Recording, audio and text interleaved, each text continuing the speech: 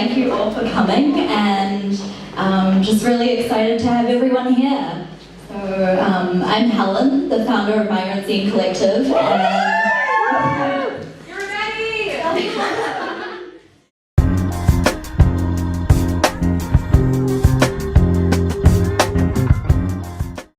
So my name is Helen, and I'm the founder of Migrant Zine Collective.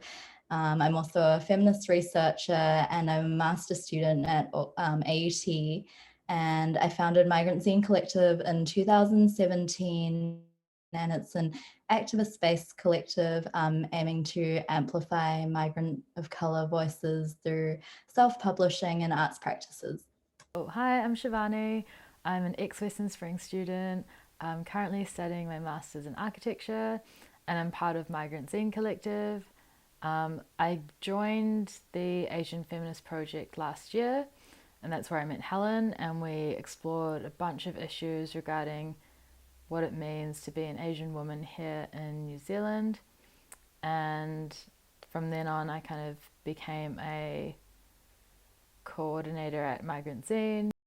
Yeah, so I felt like at the time there was not much, I guess, not really representation, but like, I guess, safe spaces for migrants of color or like migrant youth to really come together and be like, oh, the space is ours, we can talk about whatever we want.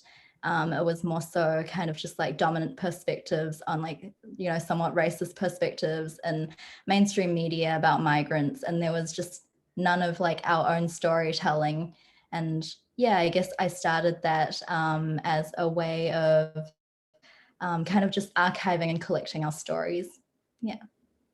Migrant Zine Collective is a collective where we make zines essentially, have workshops and come together within the community, and they usually got like a social and political focus. We came together before the Stop Asian Hate protest and had a sort of talking circle before that, and so it's a really like safe space where you can feel welcome. Yeah. So we talk about, I guess, a range of different things. We talk about, I guess recently we've talked about anti-racism and how that embodies in different objects in our lives. We've talked about feminism and what diasporic feminism looks like. We've talked about gender, things like food sovereignty, food activism, and mutual aid, just a range of different things that you'd see kind of on your social media feed in regards to like community activism. Yeah, we try to cover a broad range of things.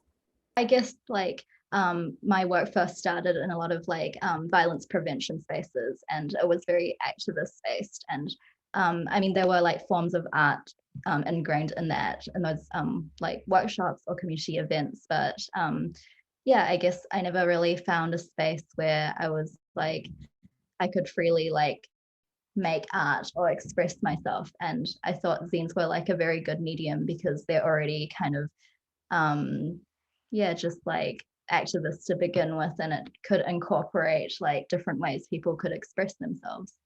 So yeah, accessibility is definitely a big, you know, driving force behind why I continue the collective. Okay, so I guess for Anti-Racist Soup, I started last year during lockdown when me and a few other activists of colour did a resource for diasporic communities on anti-racism.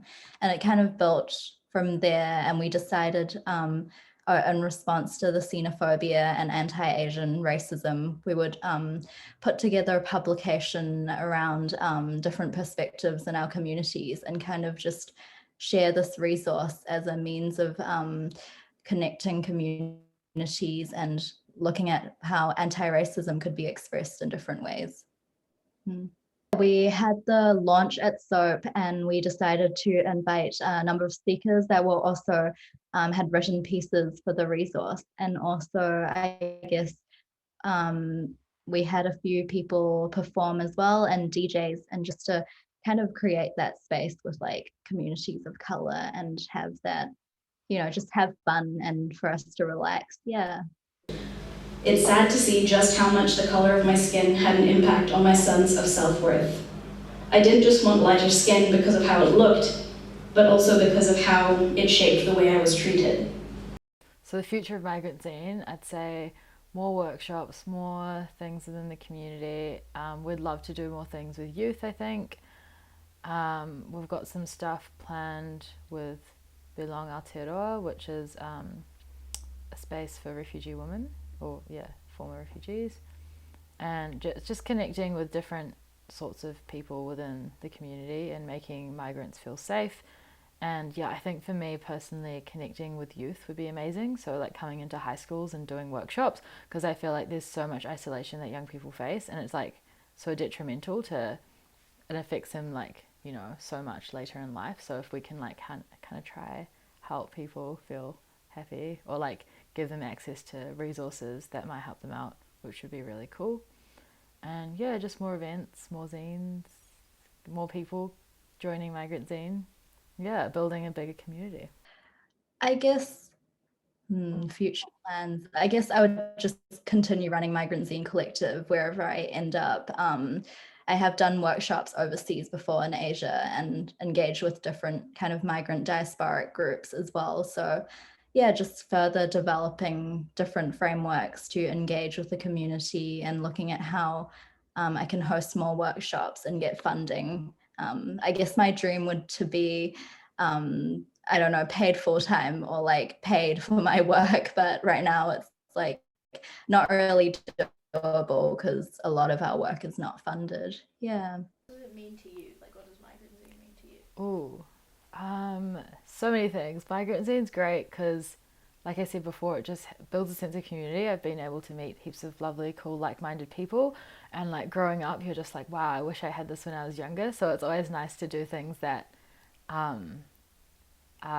like, nice to your younger self and make your younger self feel welcome. And I think it means moving forward, growing, learning together, and taking steps to a more progressive, equitable society.